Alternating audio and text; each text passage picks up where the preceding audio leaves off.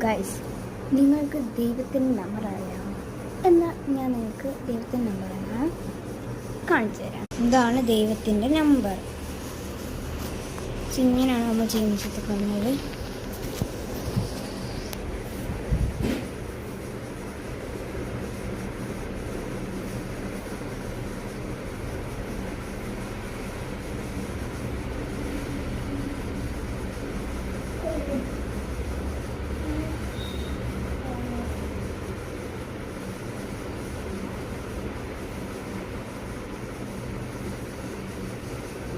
ദൈവം